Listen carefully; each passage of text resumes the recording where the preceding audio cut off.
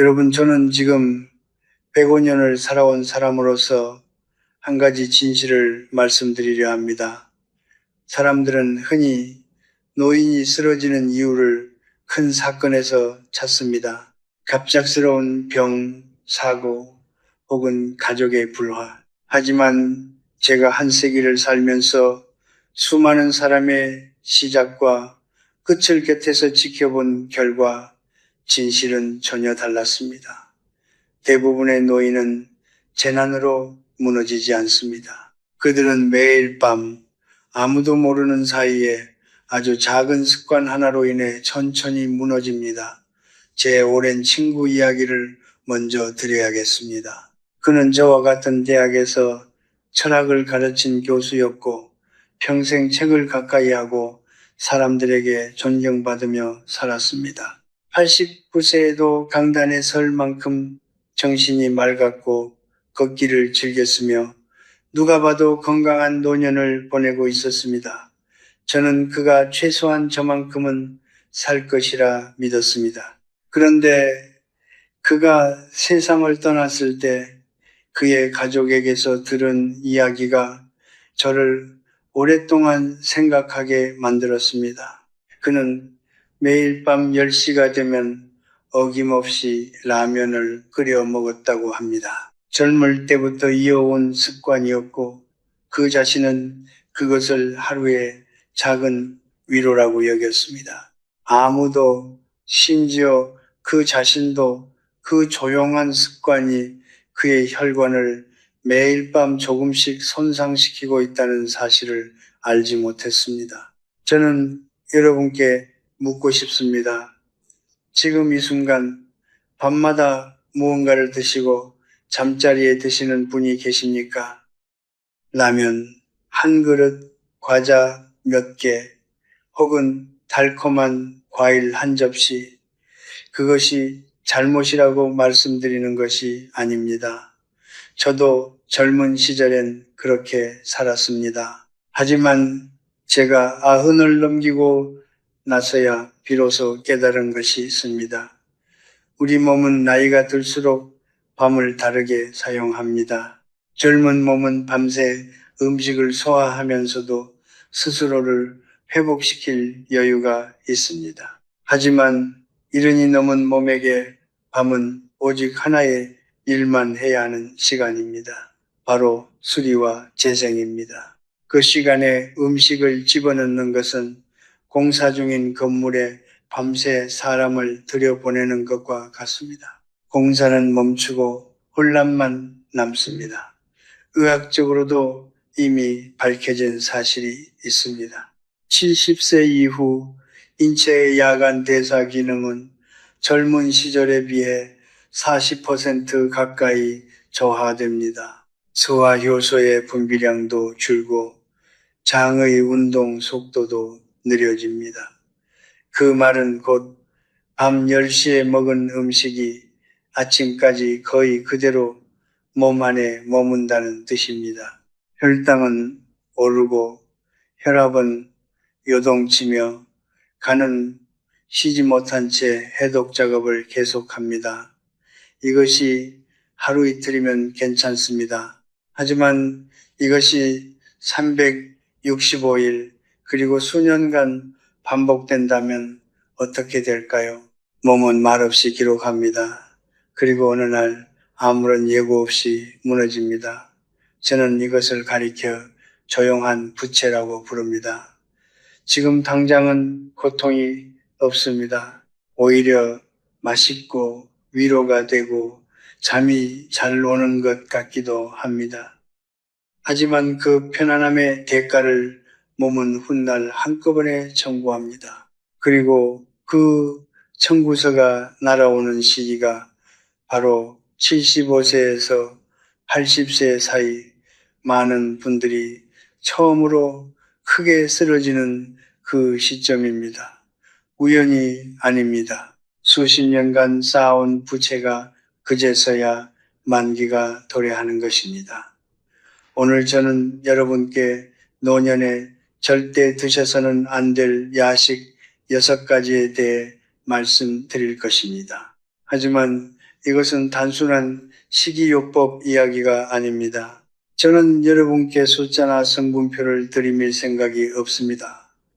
제가 드리고 싶은 이야기는 이것입니다. 자신의 남은 삶을 어떻게 대우할 것인가? 매일 밤 스스로에게 어떤 행동을 반복할 것인가?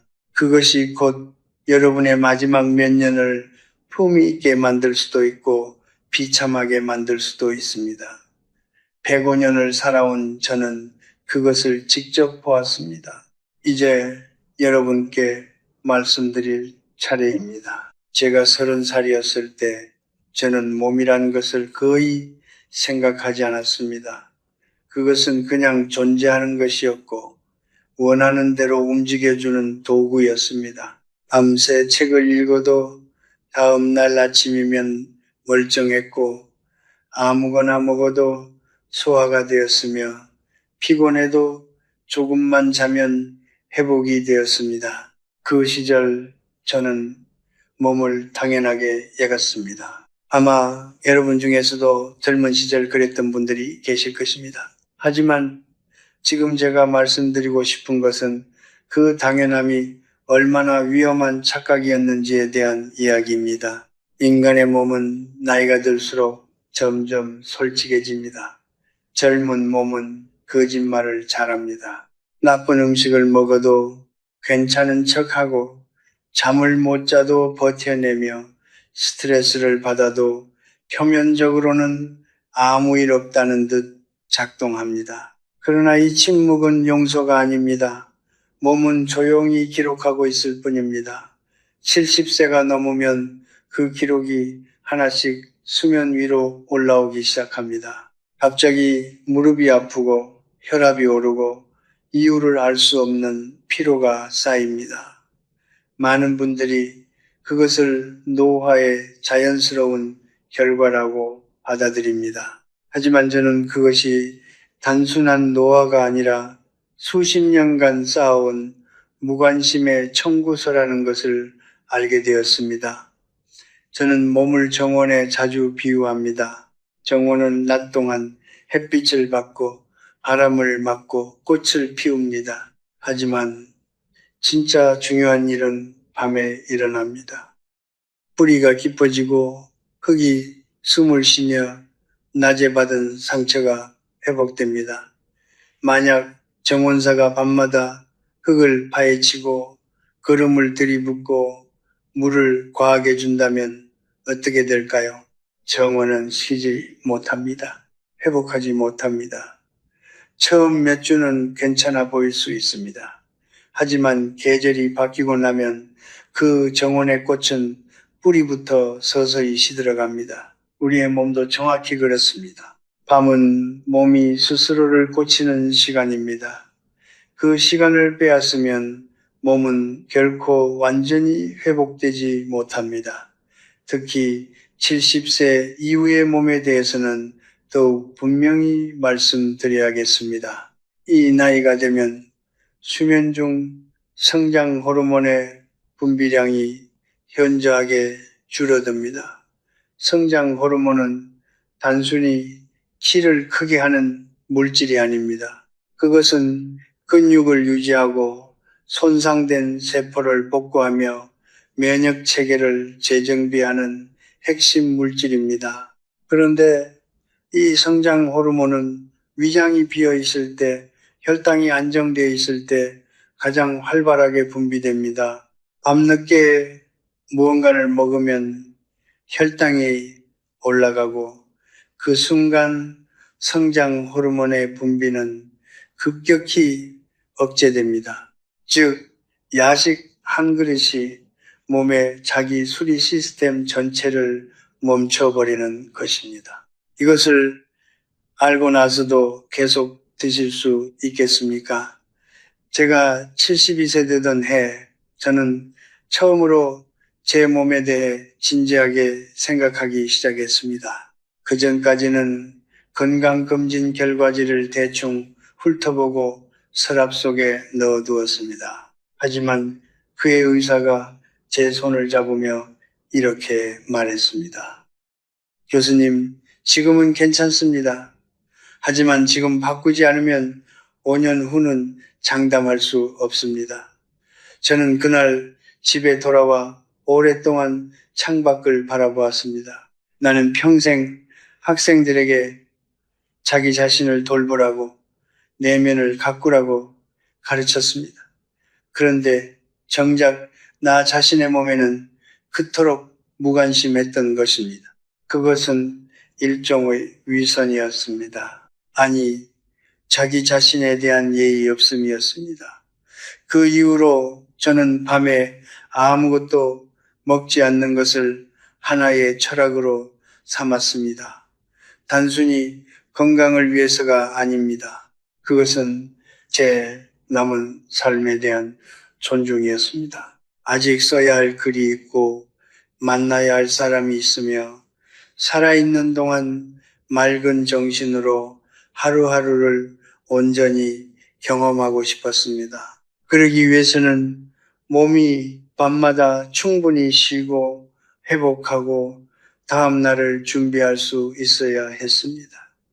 밤의 고요함은 단순한 어둠이 아닙니다. 그것은 몸이 스스로를 재건하는 가장 성스러운 시간입니다. 우리는 그 시간을 지켜줘야 합니다.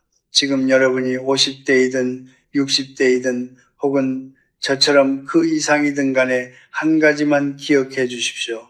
오늘 밤 여러분이 무엇을 입에 넣느냐는 단순히 오늘 밤의 문제가 아닙니다. 그것은 5년 후, 10년 후의 여러분이 어떤 몸으로 아침을 맞이할 것인지를 지금 이 순간 결정하는 일입니다. 몸은 거짓말하지 않습니다. 몸은 기다려주지 않습니다.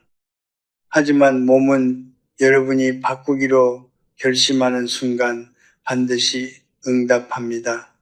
저는 그것을 105년 동안 살면서 몸소 확인했습니다.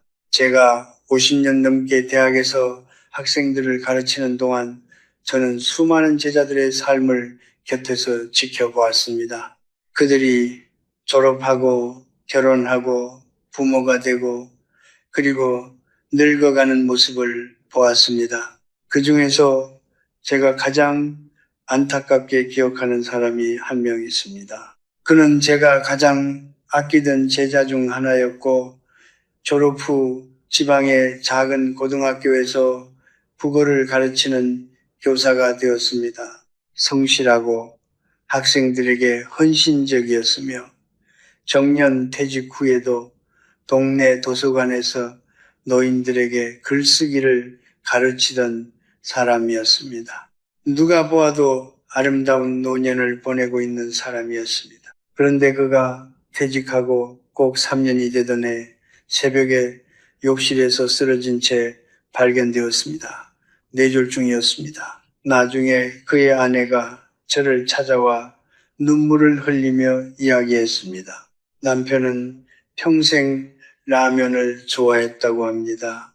젊을 때부터 밤 10시가 넘으면 라면 한 그릇을 끓여 먹는 것이 습관이었고 퇴직 후 혼자 있는 시간이 늘어나면서 그 습관은 더욱 굳어졌다고 했습니다. 텔레비전을 보면서 라면을 먹고 국물까지 다 마시고 잠자리에 드는 것이 그에게는 하루의 작은 낙이었다고 했습니다. 저는 그 이야기를 들으면서 마음이 무거워졌습니다. 그는 나쁜 사람이 아니었습니다. 게으른 사람도 아니었습니다. 그저 자신의 몸에 무슨 일이 일어나고 있는지 알지 못했을 뿐입니다. 라면 한 그릇에는 평균 800에서 200mg의 나트륨이 들어있습니다. 세계보건기구가 권고하는 하루 나트륨 섭취량이 200mg이니 라면 한 그릇이 하루 권고량 전체를 채우는 셈입니다. 젊고 건강한 몸이라면 이 정도는 신장이 걸러낼 수 있습니다. 하지만 70이 넘은 몸의 신장 기능은 젊은 시절의 절반 수준으로 저하되어 있습니다. 걸러내지 못한 나트륨은 혈액 속에 남아 혈관벽을 압박합니다. 그리고 인간의 혈압이 가장 위험하게 치솟는 시간은 새벽 2시에서 3시 사이입니다. 그 시간이 바로 우리가 가장 깊이 잠들어 있어 아무것도 느끼지 못하는 시간입니다. 몸 안에서는 혈관이 터질 듯한 압력을 버티고 있는데 우리는 그저 꿈을 꾸며 누워 있습니다. 그 조용한 전쟁이 매일 밤 반복되다 보면 어느 날 혈관은 더 이상 버티지 못합니다. 라면만이 문제가 아닙니다. 치킨, 튀김, 전 종류도 마찬가지입니다. 아니, 어떤 의미에서는 더 교묘한 적입니다. 기름에 튀긴 음식에 들어있는 포화지방은 나트륨처럼 즉각적인 반응을 일으키지 않습니다. 그래서 더 위험합니다. 포화지방은 소화되는데 오랜 시간이 걸립니다. 밤 9시에 치킨을 먹으면 그 지방이 완전히 소화되는 것은 다음날 오전이 되어서야 가능합니다. 그 긴 시간 동안 간은 쉬지 못하고 지방을 분해하는 작업을 계속해야 합니다. 동시에 심장은 끈적해진 혈액을 온몸으로 펌프질해야 합니다. 간과 심장이 밤새 극도로 혹사당하는 것입니다. 처음에는 몸이 버팁니다. 하지만 이것이 수개월, 수년간 반복되면 간 기능은 서서히 저하되고 동맥경화는 조용히 진행됩니다. 제가 이 이야기를 드리는 것은 여러분을 겁주기 위해서가 아닙니다. 저는 평생 학생들에게 공포로 행동을 바꾸게 하는 것을 경계해 왔습니다. 진정한 변화는 두려움이 아니라 이해에서 비롯됩니다. 여러분이라면 한 그릇을 내려놓을 수 있는 것은 그것이 무섭기 때문이 아니라 자신의 몸이 밤 사이에 얼마나 소중한 일을 하고 있는지 진심으로 이해했을 때입니다. 몸은 여러분이 잠든 사이에도 쉬지 않고 일합니다. 손상된 세포를 복구하고 낮 동안 쌓인 노폐물을 제거하며 내일을 위한 에너지를 비축합니다. 그 일을 방해하지 않는 것, 그것이 곧 자기 자신을 아끼는 가장 기본적인 방법입니다. 저는 종종 이런 질문을 스스로에게 던집니다. 나는 지금 나 자신에게 친절한가? 오늘 내가 내 몸의 한 행동이 10년 후에 나를 존중하는 행동인가? 밤마다 라면을 끓이고 치킨 한 조각을 집어들 때 잠깐 멈추고 이 질문을 해보십시오.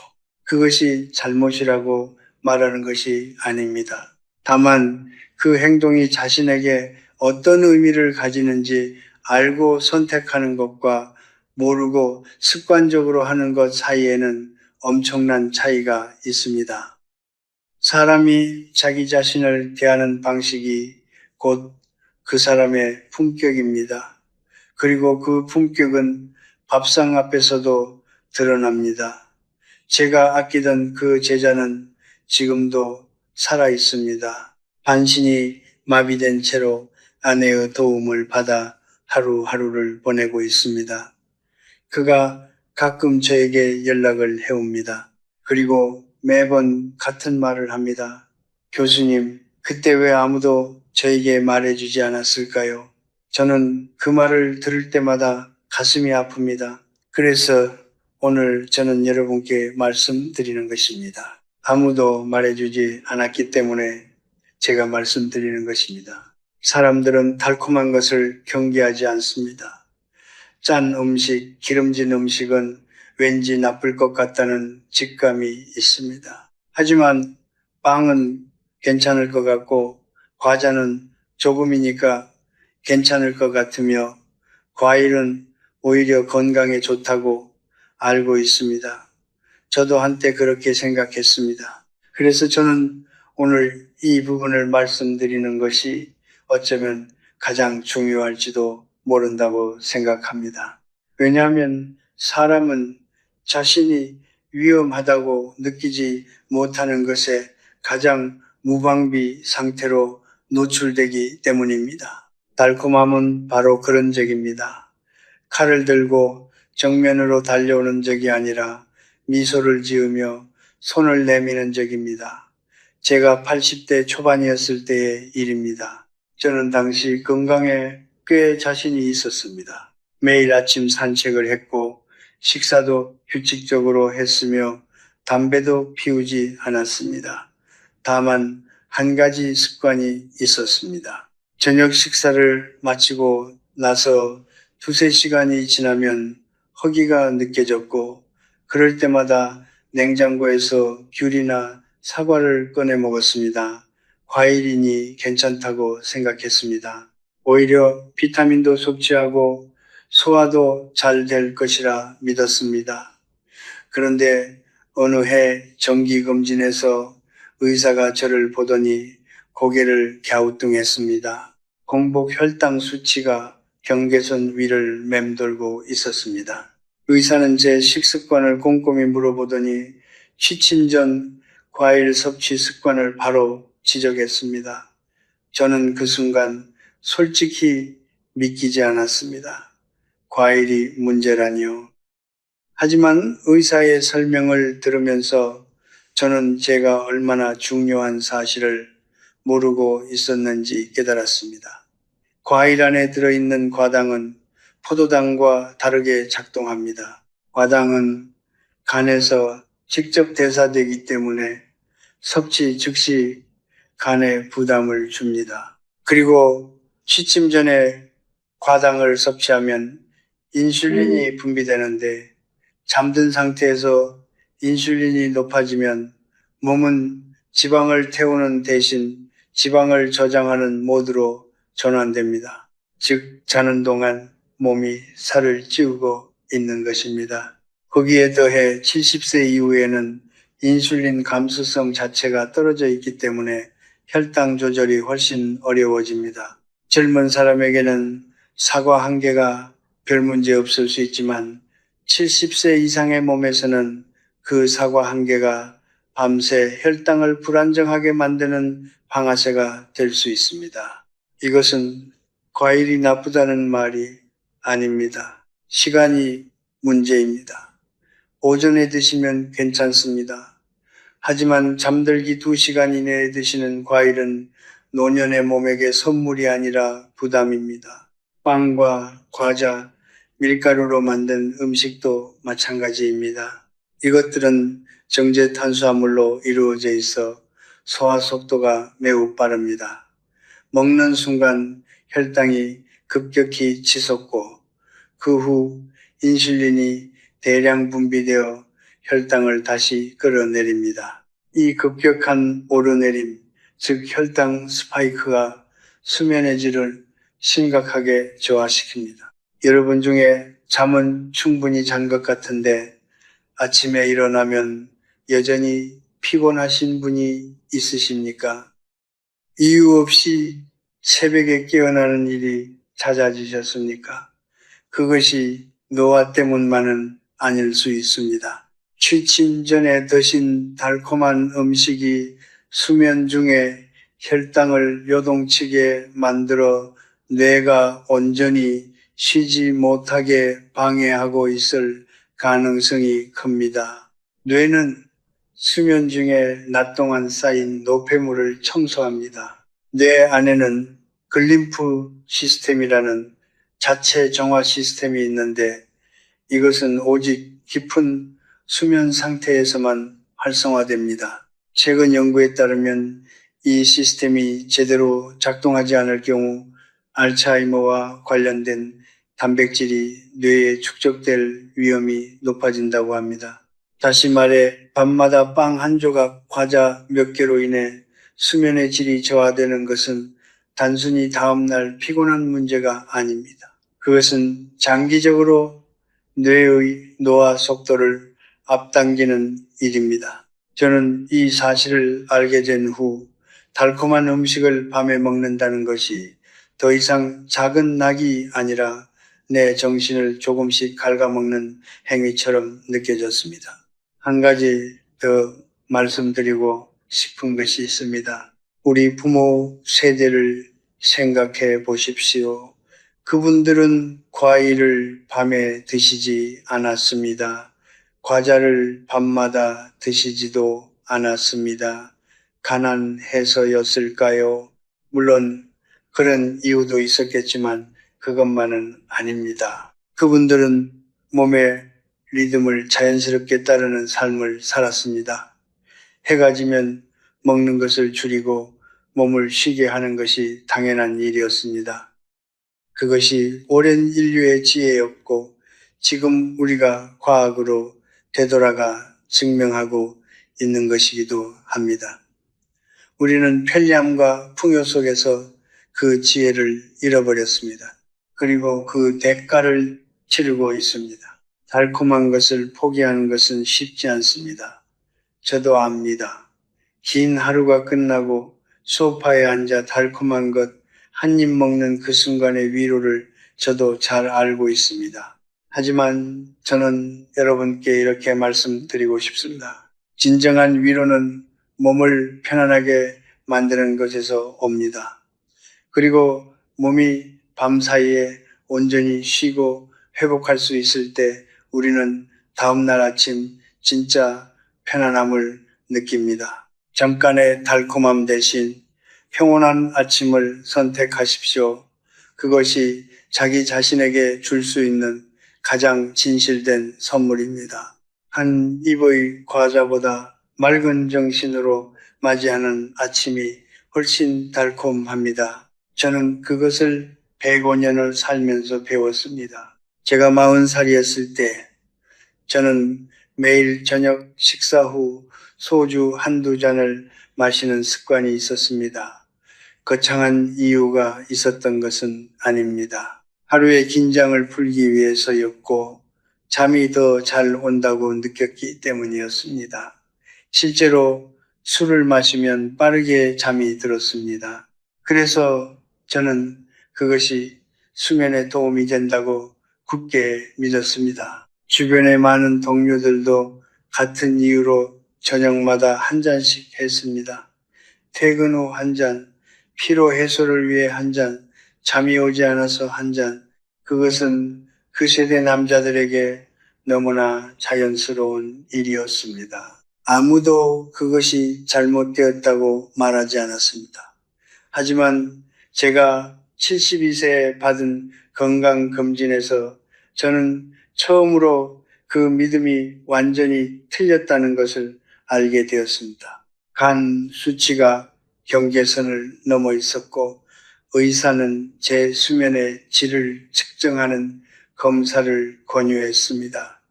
결과를 보고 저는 할 말을 잃었습니다. 제가 잠을 자는 동안 깊은 수면 단계, 즉 렘수면과 서파수면의 비율이 또래 평균보다 현저히 낮았습니다. 의사는 이렇게 설명했습니다. 알코올은 사람을 빠르게 잠들게 하지만 수면의 구조 자체를 파괴합니다. 알코올이 분해되는 과정에서 뇌가 각성 상태로 자꾸 올라오게 되고 깊은 수면이 방해를 받습니다. 결국 몇 시간을 자도 뇌와 몸은 충분히 쉬지 못한 채 아침을 맞이하게 됩니다. 제가 수십 년간 잠을 자면서도 항상 개운하지 않았던 이유가 바로 그것이었습니다. 저는 잠든 것이 아니라 매일 밤 몸이 기절했다가 깨어났던 것입니다. 간에 대해서도 말씀드려야겠습니다. 간은 우리 몸에서 가장 묵묵히 일하는 장기입니다. 낮 동안 들어온 독소를 걸러내고 약을 대사하며 혈당을 조절하고 면역 물질을 생산합니다. 그리고 이 모든 작업 중 상당 부분이 밤 사이에 이루어집니다. 특히 자정에서 새벽 2시 사이가 간이 가장 활발하게 해독 작업을 하는 시간이라고 알려져 있습니다. 그런데 이 시간에 알코올이 몸 안에 남아 있으면 간은 해독 본래의 임무를 내려놓고 오직 알코올을 분해하는 일에 모든 자원을 쏟아부어야 합니다. 그 결과 낮 동안 쌓인 다른 독소들은 처리되지 못한 채 몸 안에 남아 다음 날로 넘어갑니다. 이것이 반복되면 간은 서서히 지쳐가고 몸 전체의 독소 처리 능력이 떨어집니다. 70세 이후에는 간세포의 재생 능력 자체도 크게 줄어들기 때문에 한번 손상된 간 기능은 쉽게 회복되지 않습니다. 수면 무호흡증에 대해서도 반드시 짚고 넘어가야 합니다. 나이가 들면 목과 식도, 주변의 근육이 이완되면서 수면 중 기도가 좁아지는 현상이 자연스럽게 생깁니다. 그런데 알코올은 이 근육 이완을 더욱 심화시킵니다. 술을 마신 날 밤에 코골이가 더 심해지는 것이 바로 그 이유입니다. 수면 무호흡증은 단순히 코를 고는 문제가 아닙니다. 수면 중에 호흡이 반복적으로 멈추면 뇌와 심장에 산소 공급이 일시적으로 차단됩니다. 이것이 장기간 반복되면 고혈압, 부정맥, 뇌졸중의 위험이 크게 높아집니다. 노년에 술과 함께 잠드는 것은 매일 밤 심장과 뇌에 작은 상처를 내는 것과 같습니다. 이제 6번째 이야기를 드릴 차례입니다. 햄, 소시지, 베이컨처럼 가공된 육류 제품에 대한 이야기입니다. 이것들은 냉장고에 늘 있고 간편하게 먹을 수 있으며 고단백 식품이라는 인식 때문에 오히려 건강에 좋다고 생각하는 분들도 있습니다. 하지만 이 식품들에는 색과 맛을 보존하고 세균 번식을 막기 위해 아질산 나트륨이라는 방부제가 들어있습니다. 이 물질은 위장 속에서 아민 성분과 반응하여 니트로소아민이라는 발암 가능 물질로 변환될 수 있습니다. 특히 이 반응은 위산 분비가 낮은 환경에서 더 활발해지는데 나이가 들수록 위산 분비량이 줄어들기 때문에 노년층이 더욱 취약합니다. 게다가 이 가공육들은 소화 속도가 느리고 장에 오랫동안 머무릅니다. 밤사이 장 운동이 느려지는 시간 동안 이 물질들은 장 내벽에 접촉하는 시간이 길어지고 만성적인 저강도 염증을 유발할 수 있습니다. 저는 평생 크게 비싼 것을 먹지 않았습니다. 하지만 무엇을 먹지 않을 것인가에 대해서는 나이가 들수록 점점 더 엄격해졌습니다. 사람들은 흔히 건강한 식단이라고 하면 무엇을 더 먹어야 하는지를 먼저 생각합니다. 하지만 제가 경험으로 배운 것은 노년의 건강은 더하기가 아니라 빼기의 지혜에서 온다는 것입니다. 무엇을 먹느냐보다 무엇을 먹지 않느냐가 더 중요한 나이가 있습니다. 그리고 그 나이는 생각보다 훨씬 일찍 옵니다. 저는 72세에 술을 끊었습니다. 쉽지 않았습니다. 수십 년간 이어온 습관이었고 저녁 식사 후 혼자 앉아 조용히 한잔하던 그 시간이 저에게는 하루 중 가장 고요한 순간이었습니다. 하지만 저는 스스로에게 물었습니다. 나는 지금 쉬고 싶은 것인가? 아니면 그저 습관에 기대고 있는 것인가? 진정한 쉼은 몸과 뇌가 함께 회복되는 것입니다. 술 한 잔이 주는 잠깐의 이완감은 그것이 아니었습니다. 그것은 몸에게 빚을 지는 행위였습니다. 그 빚을 갚는 것은 언제나 미래의 내가 해야 했고 그 미래는 생각보다 빨리 찾아왔습니다. 오늘 저녁 냉장고 앞에 서실 때 한 번만 생각해 주십시오. 지금 내가 꺼내려는 것이 나를 위한 선택인가? 아니면 그저 오래된 습관이 이끄는 대로 움직이는 것인가? 습관은 의지보다 강합니다. 하지만 이해는 습관보다 강합니다. 오늘 이 이야기를 들으셨으니 여러분은 이제 선택을 하실 수 있습니다. 그것으로 충분합니다. 저는 지금까지 6가지 야식 습관에 대해 말씀드렸습니다. 라면과 국수, 치킨과 튀김, 빵과 과자, 과일과 주스, 술과 안주, 그리고 햄과 소시지 같은 가공육. 이것들이 노년의 몸에 어떤 영향을 미치는지, 왜 밤이라는 시간이 특별히 중요한지 저의 경험과 제가 곁에서 지켜본 사람들의 이야기를 통해 말씀드렸습니다. 하지만 저는 지금 이 마지막 부분에서 여러분께 음식 이야기를 마저 하려는 것이 아닙니다. 저는 여러분께 훨씬 더 근본적인 것에 대해 말씀드리고 싶습니다.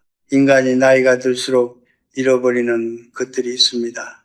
체력이 줄고 기억력이 흐려지며 가까운 사람들이 먼저 세상을 떠납니다. 사회에서의 역할도 달라지고 젊었을 때 가졌던 꿈들도 하나씩 형태를 바꾸어 갑니다.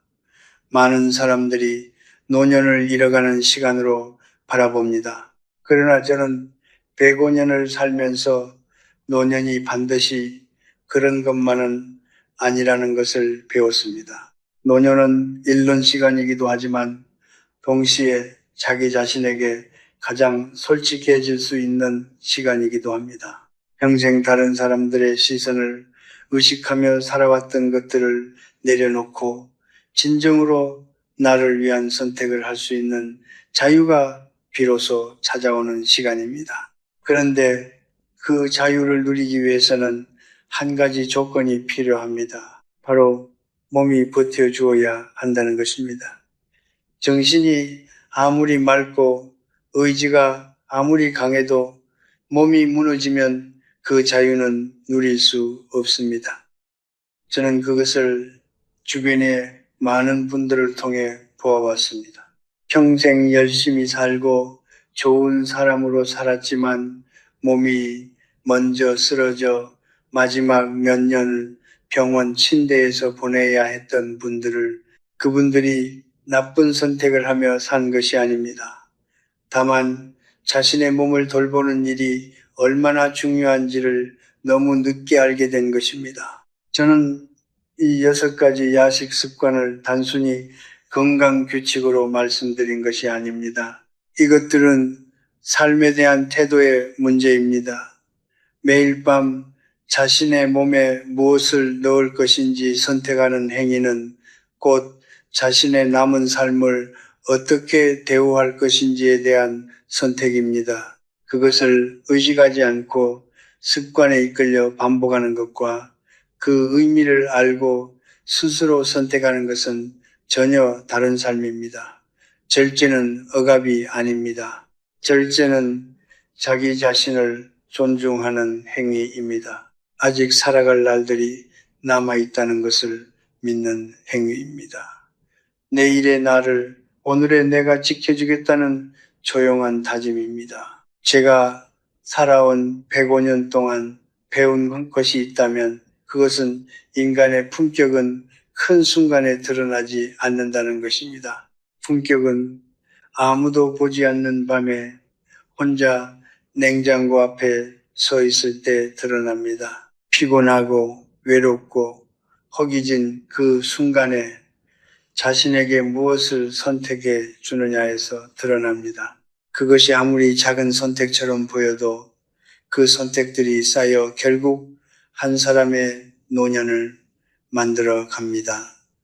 저는 그것을 믿습니다. 그리고 오늘 이 말씀을 들으신 여러분도 이미 그것을 어느 정도 느끼고 계실 것이라 생각합니다. 여러분께 한 가지 부탁을 드리고 싶습니다. 오늘 밤 잠자리에 들기 전 딱 한 번만 멈춰 보십시오. 그리고 스스로에게 물어보십시오. 나는 지금 나 자신에게 친절한가? 오늘 나는 미래의 나를 조금이라도 배려했는가? 거창한 결심이 필요하지 않습니다.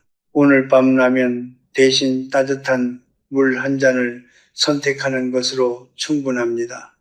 과자 봉지를 내려놓고 일찍 불을 끄는 것으로 충분합니다. 작은 선택 하나가 습관이 되고 습관이 몸을 바꾸며 몸이 바뀌면 삶이 바뀝니다.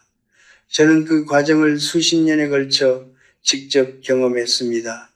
저는 지금 105세입니다.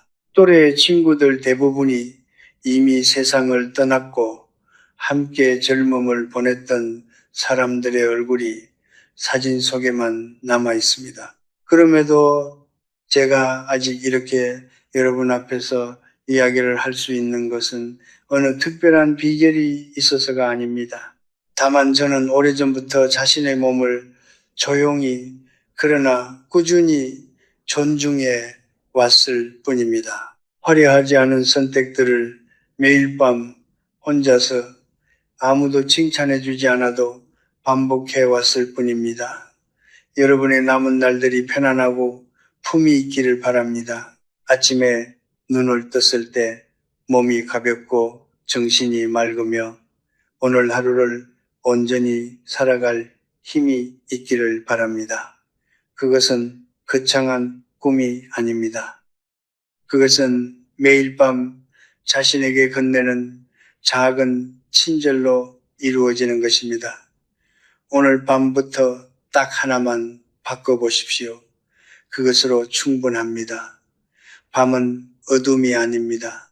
밤은 우리 몸이 다시 태어나는 시간입니다. 그 시간을 지켜주십시오.